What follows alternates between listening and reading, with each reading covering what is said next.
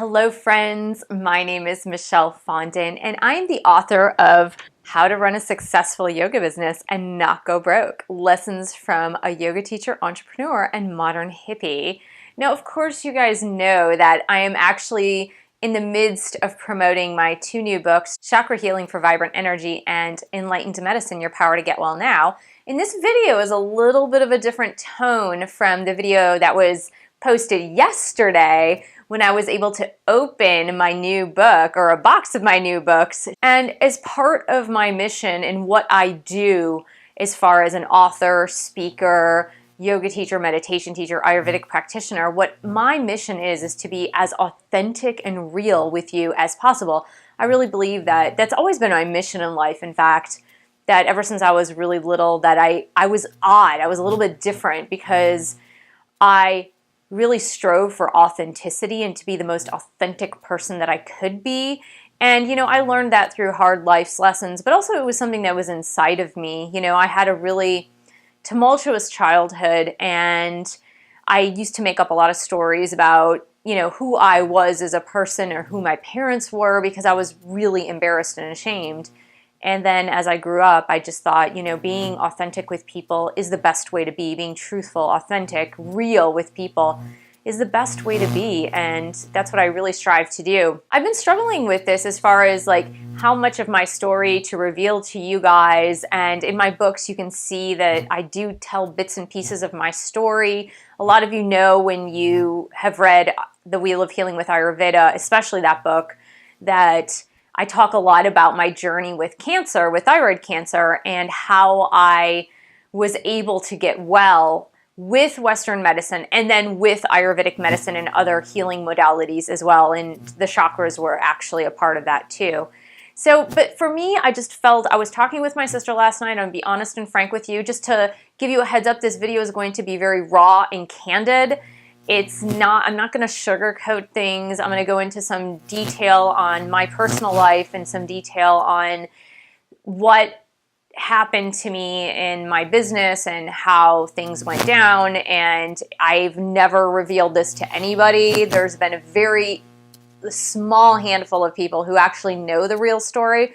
I would say there's probably 3 people in the world that know the actual story, but only bits and pieces of it. Nobody knows the actual real story of what was going on in my life and what was happening. There's just one person, the person that I love the most besides my own children, and unfortunately he wasn't able to be there for me emotionally, but he does know more of the story than pretty much anybody else. But I'm going to reveal those aspects of myself, and I'm not doing this to say, oh, woe to me, as Aunt Vula in one of my favorite movies, Big Fat Greek Wedding, says, oh, woe to me, business is bad. It's not so I can say that. It's more that I can share with you my story so that you can see the progression of a story of failure and then a story of a comeback. And there are so many people that have inspired me along the way in my own story. And one of those people is Walt Disney. And in fact, I have his book right here. Well, it's a biography of Walt Disney, and it's An American Original Walt Disney by Bob Thomas. And I'm in the midst of reading that, but I like reading inspirational stories. And my youngest actually had found a documentary called Walt Before Mickey, and it was made in 2015. It's on Netflix. If you like Walt Disney or if you like inspirational stories, I would say go check it out, because it made me feel so much better. And I really didn't see it till about a year ago. And then I re-saw it just recently. And again, it brought tears to my eyes, because as someone who is an entrepreneur and someone who tries really hard to make my business work and what I'm doing work, and it reminded me that even though we see the fruits of the Disney company, we see what happens now, and it's probably a multi-billion-dollar corporation. We see what happens now, but we didn't see what happened before. We didn't see all the failures that Walt Disney went through to get to where he was when he died. And, he was getting ready to open up Walt Disney World in Florida. He had already opened up Disneyland, and he had some successful movies under his belt. So we don't see those stories. And so it's easy as someone who is watching this video, and maybe you're going through some struggles, maybe you have some struggles in your health, maybe you're struggling with an addiction, since I talk a lot about addiction and alcoholism, or you have someone who is struggling from addiction, or you're having trouble in your marriage, or you're trying to start a business, or you're a yoga teacher who's really trying to get things started, and you have great hopes and dreams and aspirations, and you want things to work, or you want your health to get better. And it can be really discouraging when you see someone in a better light, or you see someone succeeding, and you're like, gosh, I wish I could succeed in that way. I wish I could publish a book, or I wish that I could be more successful, or my relationships could be more successful. And a lot of times we see that as a success, but we don't necessarily see the backstory behind it. So this video is going to be a little bit long, I can tell. I have my tea here. And if you want to pause the video now and go get a cup of tea or coffee, go ahead. And I'm just going to open up to you and just tell you my story and how I got to where I am today, and all the pain and turmoil that I actually had to go through in order to get here. And I do believe life brings you lessons. Your life and your lessons don't have to be as devastatingly ruinous as my story was, and hopefully it won't be. I like to hold on to the notion that Joel Osteen, who is one of my mentors by far, I don't know him personally, but what he says, the deeper your pit, the greater your destiny. The more you fall into the pit and the deeper you are in that pit, that God has plans for you that you can't even begin to imagine, but you have to have faith and believe. And really, that's what I hold on to each and every day. And that's what I was holding on to when I was going through all of the things that I was actually going through, and not even being able to recognize how devastating some of the stuff was, and how much I brought it upon myself just by my own personality. And many of you are caretakers, and you're really into helping people, and you tend to care more about other people than you care about yourself, and then you have the after effects of not taking care of yourself and not taking care of what you need to take care of for you to thrive, not only survive, but thrive. And so my story in my business, so I'm really talking more about my business life and what I'm doing today in order to bring these videos to you, to bring you these books, to teach yoga, whatever capacity that you know me under. And it all started around the year 2007, around that year. It was between 2005, 2007. Well, I'd been on this spiritual journey and this spiritual quest, really. And it actually, my spiritual quest had been kind of ongoing off and on throughout my adulthood. But it really started after I had my third child. And I say started, like kick-started. After I had my third child, it was about 2003, and I was breastfeeding and staying at home. I had been teaching high school prior to that. I was teaching Spanish and French high school. And I was so unhappy. I was really, really unhappy in my marriage. There was a lot going on there, and I can't go into detail about that because it's disrespectful to the person that I was married to, and he's the father of my children. But, I was really super unhappy. We were not compatible on so many levels, and there was a lot of turmoil in that relationship, and I felt that relationship was holding me back from becoming the person that I needed to become in many, many ways. And I was beginning my spiritual quest, my spiritual search of who am I? I got married young. I had a child young. The first one, in fact, I had really young. And I didn't get to develop my sense of me, of who am I? I had really big notions of who I was prior to having a child, prior to being married. And I was very young, and I wanted to be an actress, go to Hollywood, be on Broadway in New York. Those were my aspirations. That's what I really, really, really wanted to do. And I wanted to do it with a passion. I wanted to do it so badly. And I didn't have the support of my parents to do that, and I needed their financial support, and there was just a lot of things that really held me back. And so I found myself in 2003, and I was 32, 33 years old. I can't even remember. I was 32, 33 years old, and I didn't know who I was. I'd been teaching school. I wasn't really satisfied teaching school. I like the concept of teaching. That's why I teach you guys.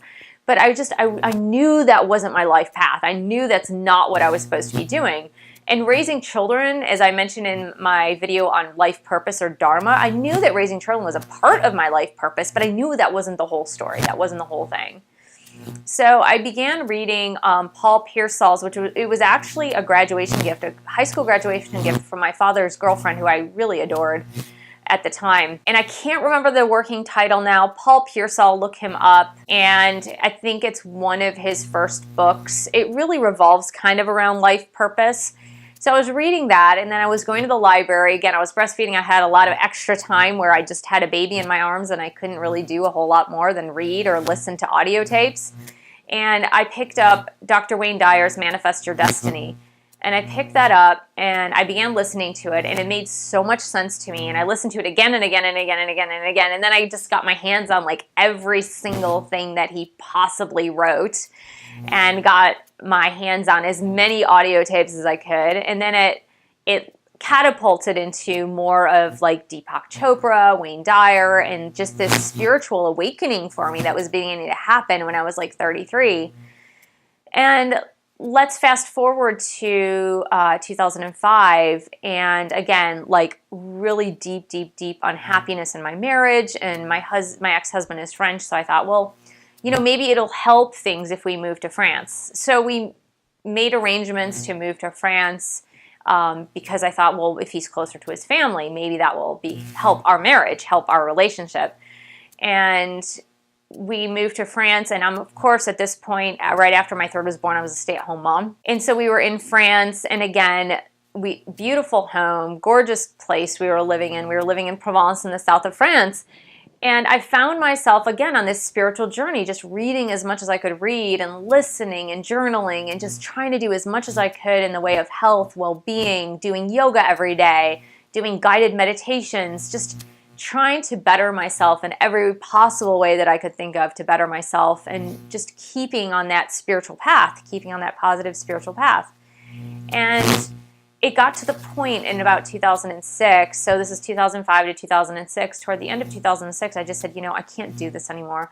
Like, I can't be married in this capacity to this person and doing what I need to do, doing what I want to do in life. And I need to find myself. I need to find who I am and how I can contribute to the world and what I can give to the world.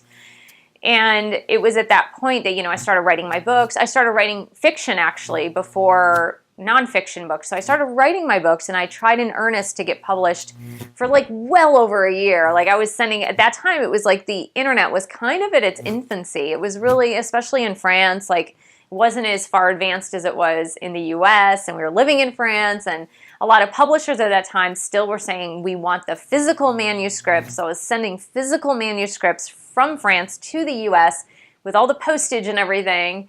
And at that point, after about a year of this, of, sending out manuscripts and trying in earnest to get published, I just said, I gotta do something. I didn't have a job. I had 3 children. I had 2 cats. I was in the midst of this separation. I wanted to leave France. I knew that my eldest child needed to start high school in the US because that's where Jay really grew up, and in France it was difficult to integrate back into French society, and I knew that I needed to leave, and that was a whole host of difficulties again, with not knowing if my ex would let us leave, and it was just mind-blowing how incredibly difficult it was, because all the while I was trying to find myself, and I had these 3 kids and 2 cats, and going through this divorce and having a hard time knowing whether or not I was going to even be able to leave France with the kids, and not knowing what I was going to do, like not knowing what my life path was. Like, how am I going to make money? I can't really go back to teaching. I didn't want to go back to teaching. I knew that it wasn't for me. And besides the point that making the kind of money that teaching high school brings, especially in the DC area, I knew that I wasn't going to be able to make ends meet. So I was able to, we had made some good real estate decisions, and I was able to actually use some of that money to go to the Chopra Center and get certified. And I got certified first in Ayurveda, and then in yoga, and then in the meditation course. So I was actually able to do that, and I was flying back and forth to California. I was like totally crazy, and I was, studying and raising these kids, and then finally, my ex agreed that we could leave France. We came to Northern Virginia where we had been living prior to the move to France. And so here I was all alone, really. No family around. I was all alone with 3 kids. My kids at that time, they were aged 13, 9, and 4. So they were relatively young, and 2 cats. And so we moved into this house. It was a rental house. We moved into this rental house. I had to get my kids registered for school. And I'm trying to start this business. I'm trying to start this yoga business. Now, let me explain to you. I had no business experience. Absolutely none. Nada. 0 business experience. Nothing. Absolutely no business experience. No business savvy. No business know-how. I did not know the first thing about running a business or being in a business or being an entrepreneur. I knew absolutely nothing about it. It was totally nuts to think that I was actually going into this. But I did have drive and I had passion. I had drive and passion for what I was doing. I wholeheartedly believed in Ayurveda. I wholeheartedly believed in teaching yoga. In fact, I've been practicing yoga since I was 18, off and on. But since I was 18 years old, I had been practicing yoga, and I was practicing meditation, especially since I started learning at the Chopra Center in 2007. And I just had this dream. I had this passion. I had this knowing that this is what I was supposed to be doing. But I started my business in mid-2008. And if you remember what was happening in 2008 at that time, well, the whole housing market was crashing. The Dow Jones was crashing. People were losing money left and right, and people were losing their jobs left and right. So here I am starting a business with no business experience in the midst of a recession. And I was starting this business with some money from the home sale, but also I actually had to live as well as start the business, as well as figure this out, as well as to get clients. I had no reputation, no credibility, no real friends. And in fact, the friends that I did have, for the most part, I think I had 1 or 2 friends max, because the friends that I had for the most part, when you get a divorce and you have couples that are friends with the couple, they choose sides, and they happen to choose my ex's side. So I didn't even have friends. I had absolutely no one. And I'm trying to get this started and trying to get my kids acclimated to life back in the United States. And I literally had no idea what to do. And I started going to women's networking meetings, and I was doing some crazy stuff. My friend had convinced me to sell Mary Kay, and I am not a salesperson. That is just not what I'm designed to do. So I was doing that, but it was kind of awkward because I'm not really good at sales, and it was just crazy. I was just trying to do so many things, and I was actually tutoring French and just teaching I ended up getting a couple of jobs at different gyms teaching yoga, and it was just I was trying to piecemeal things together, trying to figure it out and trying to find my way in order to make a living and not give up on what I believed that I was supposed to be doing. And it was just crazy, and it was really lonely at times. And that's what people I think don't realize, and that's why in this book, on how to run a successful yoga business, I talk frankly about getting a business partner, because being an entrepreneur is super lonely. And even being an author is really, really lonely. That's why it's really important that authors connect with other authors. And that's why it's important that YouTubers connect with other YouTubers, for example, because being an entrepreneur and doing things yourself is super lonely. And it's really hard to get And like when you're giving yourself feedback, it's just like, well, Michelle, I think this is a good business decision. And you're talking to yourself and you're like, oh yeah, okay, it does look good. It is a good business decision. And so like you have no bounce back. You have no bounce back of ideas to say, hey, whoa, whoa, whoa, wait a minute. That's not a good business decision. You shouldn't be doing that. And, you know, my parents were not so much of a help. I mean, they were supportive, and my dad was super supportive at one point when I needed money. And I'll tell you that story as well, when I needed money because I was opening up the studio space or expanding the studio space. And he was super helpful in that. But as far as guidance, like real hardcore guidance, I just didn't have anybody to give me like that frank, honest, hardcore guidance to like help me navigate into these unknown waters, into this unknown territory. And like sometimes you just need that. You need that person who's going to tell you like, yeah, this is good. This is a really good idea. How about if you try it this way instead of this way? And it's really tough because when you're making your own decisions and you're only accountable to yourself, then you make a lot more mistakes because you don't have that other person like keeping you in check and saying, hey, well, maybe that's taking too much risk, or maybe this is taking too little risk.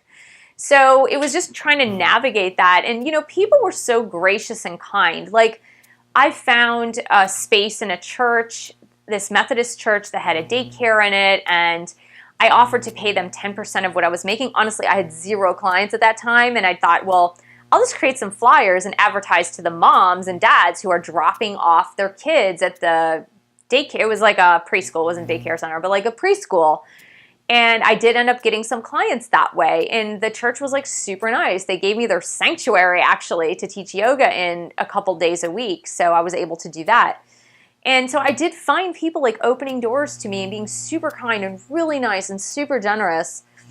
And, you know, it got to the point where I was also like hurting in my personal life as well. And, you know, when you're feeling lonely and you don't have friends that you can talk to or rely on, or like friends that can really understand, or like other entrepreneurs that can really understand what you're going through, it can be really, really lonely. And so at the same time, like I'm going through this divorce and I'm starting this business and I'm raising these kids and I'm trying to pay the bills and I want like a social life, you know, you get to the point where you're like, oh, like I kind of want to start dating again. Like I want to feel love, and I need that love. I need that compassion.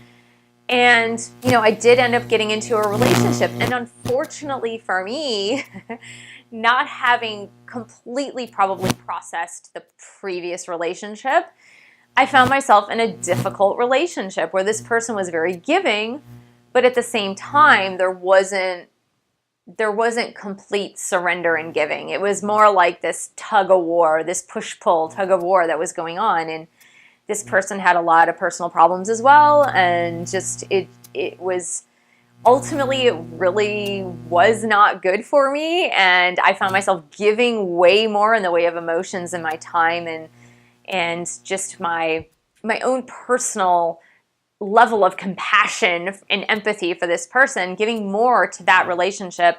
And then of course, when you do that, then your business suffers or your personal health suffers. And so I was finding myself with all of these like things just spinning around. And what ended up happening was I did find a space. I found a yoga space pretty early on, and I was able to teach my classes and be really happy, and it was so good. And I was still divided.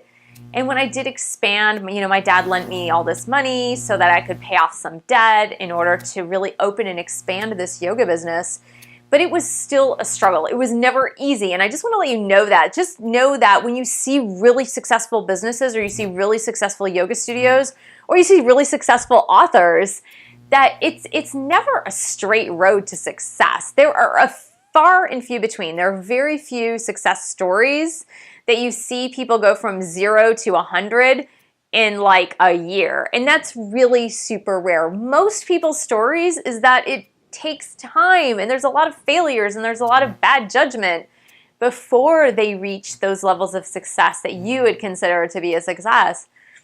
And so for me, it was more, I was in this yoga studio and my time was divided. I still had to raise these kids. And I had my passion for my work and I loved my clients, but I don't have the type of personality that's going to open up a huge yoga studio with tons of teachers and tons of classes and huge classes. Like, that was never in my personality.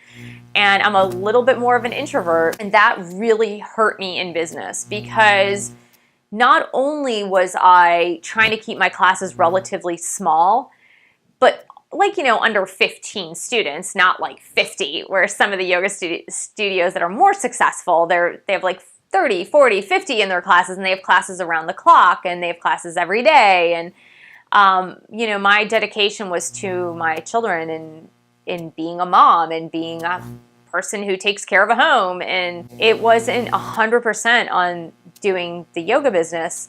And so I struggled, and I tried everything. Honestly, I tried so many marketing techniques. It would blow you away how many things I tried.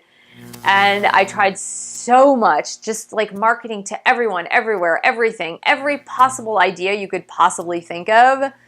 I did it all. Like, I did it all, and I put so much time and effort and money into it. And that's the other thing, is that when you don't have a business partner and you don't have like entrepreneur friends who can give you good advice, and that's why I say always get good advice, study other people. Like, it's really important. I learned that by mistake, that I, didn't do it. And so it created a lot of errors and mistakes for me. But I tried so much, and I spent way too much money on marketing. And it's not like I didn't work hard.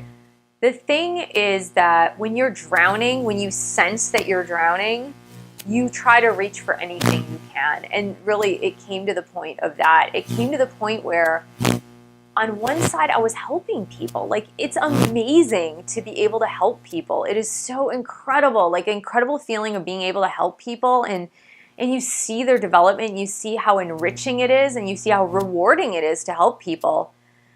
But on the other side, like, there's the business side of it where you just see yourself like, oh my God, I'm sinking. Like, I am on a sinking ship, and I keep sinking, and I don't know how to stop it. And so the one thing that you might think of, like, how to stop it is, let's spend more money to try to make this thing work. So let's market more. Let's spend more on Google Ads. Let's do more Groupons. And you do this, and then on the other side, you fall in love with your clients. And when I was falling in love with my clients, it was just like, a lot of them would ask for discounts, and like, oh, could you just give me this free class? Or could you just give me a discount on this package? And the problem with that, when you're a person who wears so many hats, here's the problem that happens. The problem that happens is you have empathy for them. And when you have empathy for them, you don't think in your own best interest. And when you don't think of your own best interest, then you're sinking on both ends, because then you end up giving in to the clients that you've fallen in love with, and like, you have so much compassion and empathy for them, and you're like, sure, you can have a free class, or you can have this discount. And then on this side, your ship is sinking. And so as a result, what ended up happening was, I didn't take care of myself. Like, I didn't take care of my finances. I didn't take care of my business. I didn't take care of my health. I didn't take care of like my family, because I was so sinking on this ship. Like, I don't even know how else to describe it. And it was like the most devastating thing in the world to watch your business fail, and to watch your finances fail, and to watch like everything that you've built and cared for, like, to watch it all go down. And it was like, it was a total sinking ship, and you have no one to turn to.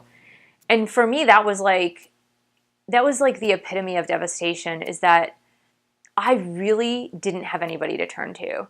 I had no one that I could tell this to. And I felt so ashamed, and you just feel that shame, and you feel that guilt, and you feel like, why couldn't I make this work? Like, I worked so hard. And that's the thing, is like, I worked around the clock. Like, from the moment I woke up to the moment I went to sleep, I worked every single minute. I rarely took breaks. And I couldn't make it work. And that was like such an incredible personal failure, and just like a failure of my own character, and a failure of just like this incredible amount of shame, that why couldn't I make this work? And And also like the people that I owed money to, you know, my debtors, my father. I mean, that was the biggest source of shame. And also my clients, when I ended up at the end of 2015, I had to close my studio, and I still had this outstanding amount of debt, personal debt, not only business debt, but personal debt, because I let my personal finances pour into the business as well. And I think part of the fear was that, like, what else am I going to do as a profession? Like, what else am I going to do? I need to still raise these kids. It wasn't an option for me to go to work full time in an office. Like, that was not an option. It wasn't an option for me to return back to teaching, because I wouldn't have made it financially teaching anyway. Like, there's no way. My expenses were way too high.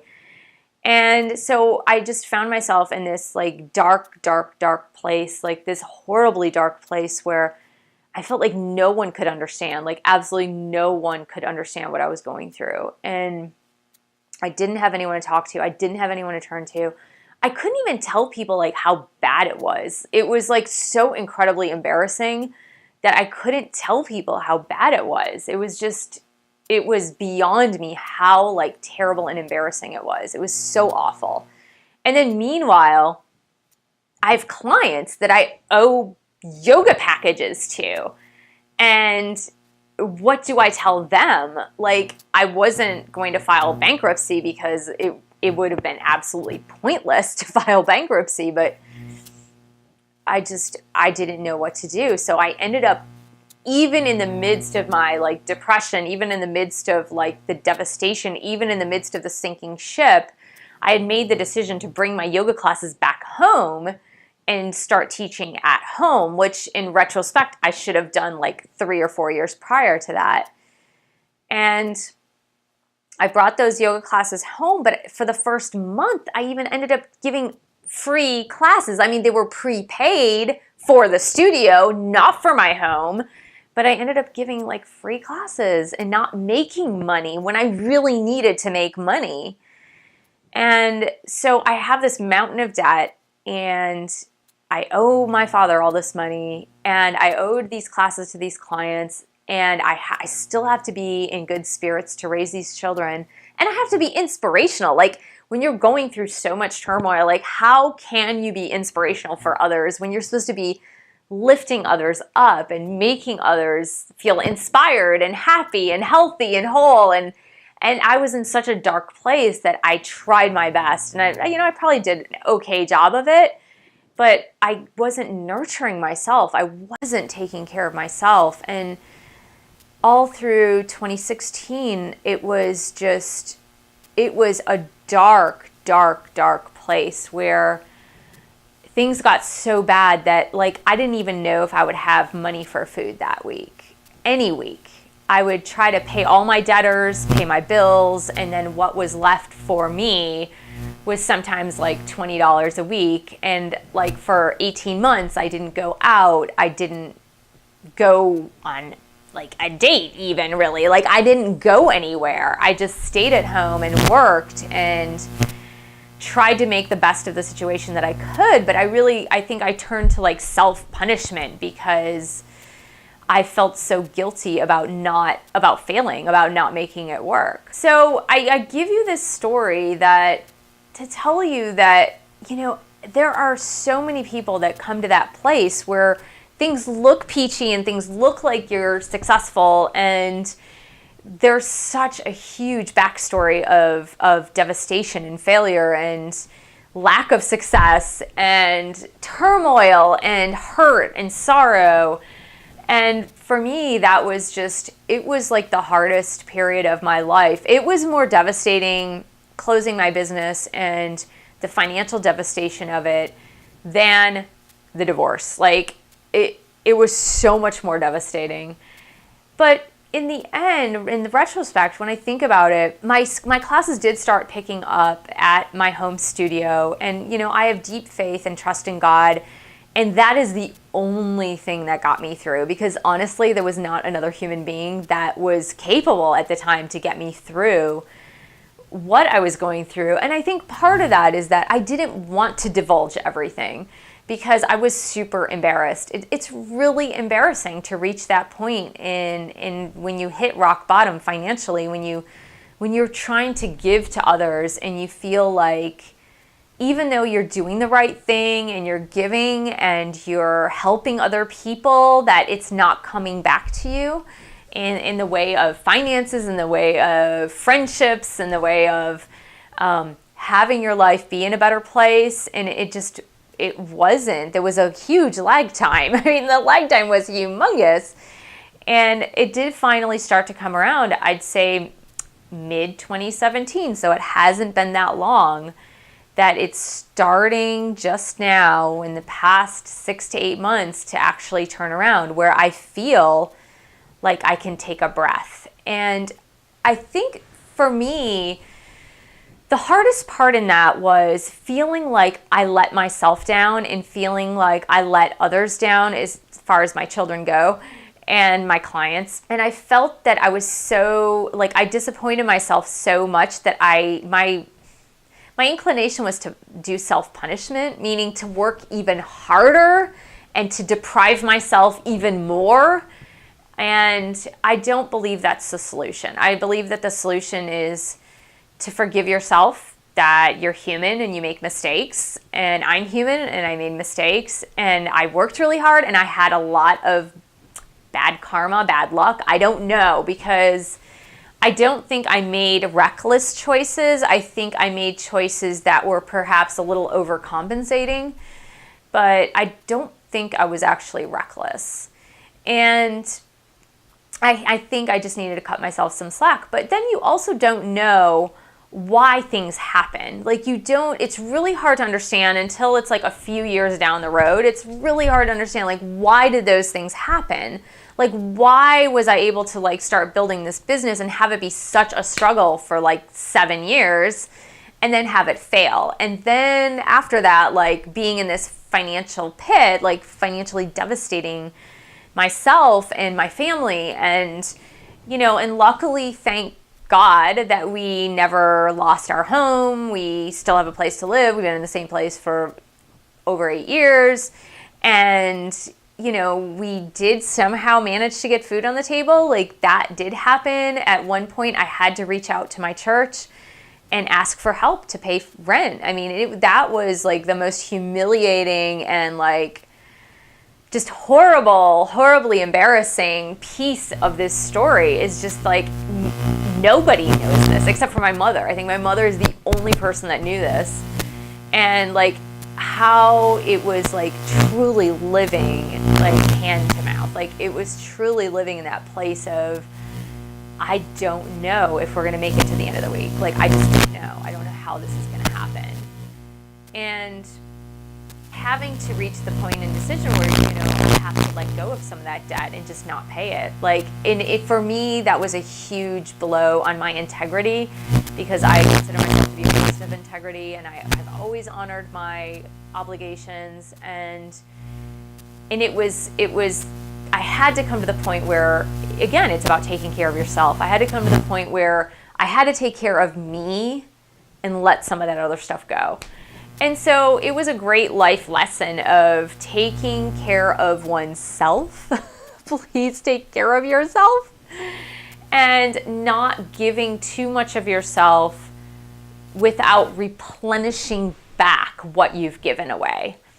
And I think that was like my number one, is like, it's about replenishing back what I have given away. That when you are a healer, when you're a nurturer, when you're someone who takes care of other people for a living, if that's what you do for a living, then you need that. You need that to be given back to you.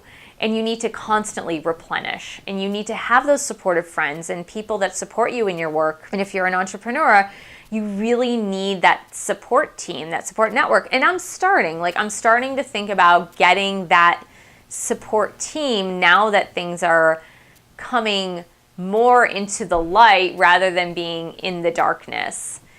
So all is not lost, because like I said, I really believe that God does things for a reason, and that he puts us in positions or places in order to form our character and also to like change our direction. Like maybe my direction needed to change. Well, it obviously needed to change because it did change, right? That's proof that it needed to change. But obviously God wanted me to change directions, and maybe I wasn't listening. Maybe I was in too much of a panic mode. And I think when you're in that drowning mode, and this could be for anything, it doesn't have to be in business. It could be in a relationship. It could be in raising your kids. It could be in anything, in your work. When you're in that panic mode, you don't make good decisions. And then when you're in that mode of like drowning, like I was, and you're reaching for everything around you to try to like stay afloat, like you're really reaching for everything to try to stay afloat, and then you do everything you can to try to stay afloat, you're not leaving enough room for God to help you. You're not creating that space, because in order for the divine to come in and intervene and help you, you actually need to create space. You need to open up that space so that God can come in and help you. But if you're frantically like running around trying to stay afloat and trying everything you possibly can, then you're not allowing. You're not being open and receptive to receiving. And I think that's where I was for so many years. I was so frantic trying to make so many things work that I wasn't allowing. I wasn't receiving. I wasn't being a good receiver. I was too much of a giver, and I was not being a good receiver. And in order to have abundance and wealth and prosperity in your life, you need to be a good receiver. And people who are good receivers have more abundance in their life. People who are good receivers have more balance in their life. And really that's what it was. For me, it was lack of balance. And so, but as a result, I'm going to show you this. This is to pat myself on the back. I deserve that, right? After all of that, like I deserve to be patted on the back. But this is just to show you that, you know, in the midst of that turmoil, what God was doing with me was all of this. So this is the result of what God was doing with me during all of that time. In this book too. In this book too. So these are all the books that I've created and programs, and some of these are translations, so it's the same book translated in different languages, which I didn't do the translations myself. It was the publishers that purchased the rights to the books that did the translations. But in the midst of my turmoil, in the midst of failure, in the midst of the devastation and the hardship, I was able to write and publish like all of these books.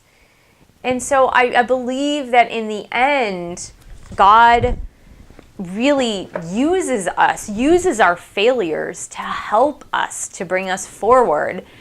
And for me, I see that as certainly a difficult lesson. Like, I thank God for the ability to write these books and do these videos and bring this to you and have the wisdom to give to you because of my own struggles, because of my own life path and what I have endured and what I've been through.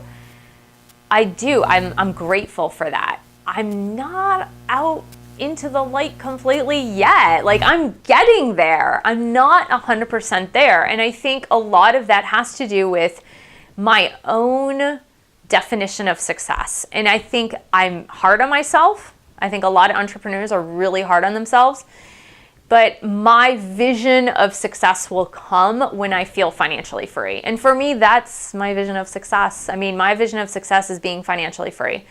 So I'm starting on that path. I'm not there yet, but I still feel the great need to give back, to give to you guys. And one of the reasons why I started this YouTube channel, and also volunteering, I started volunteering at a rehab center about 6 months ago, teaching yoga, volunteering. And one of the things that I want to do, and one of the reasons why I want to be a financial success, is that I want to be a good philanthropist. Like, I want to give to others in causes and charities and in causes that I believe in, and start charities that I believe in. And one of the frustrations for me is in being in that financial devastation is that financially, when you are not able to like buy food for your refrigerator, you can't necessarily give to others as much as you would like to give, or give financially to others. And I reached the point where I was just like, this sucks. Like, I want to be able to contribute and give and like give donations to others. And I want to be able to do this. And so one of the things that came to me was that, you know, I can do YouTube videos for free. Like, I can give this to somebody else. Like, I can give this information to somebody else. Like, I can give what I'm doing with yoga, meditation, Ayurveda, like freedom from addictions, all of these things. I can give it to you guys for free. Yes, certainly I can create courses and charge for the courses. And I thought about that and I tried to do that and I toyed with that several years ago.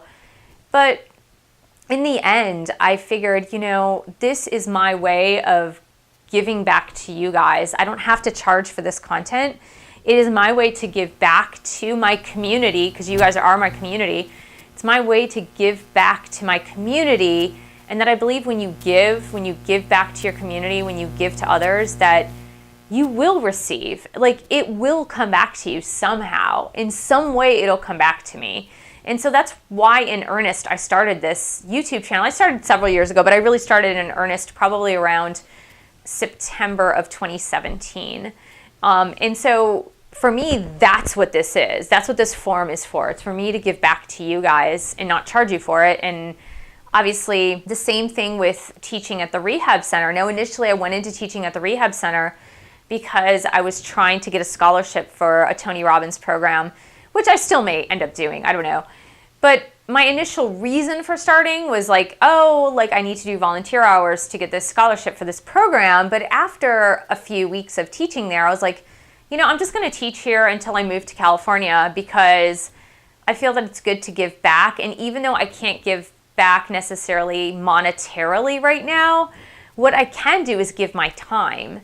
And so for you guys, you know, even if you feel like you really can't do something to someone in need, like someone who really needs something from you, whether it's a homeless person or, you know, a woman's shelter that you'd like to donate to, but you can give your time. You can always, there's always an hour in a week that you can give to somebody else. And if you're taking care of small children, then take your kids with you. It's a really good example.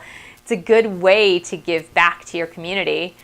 So that's my story, raw and candid.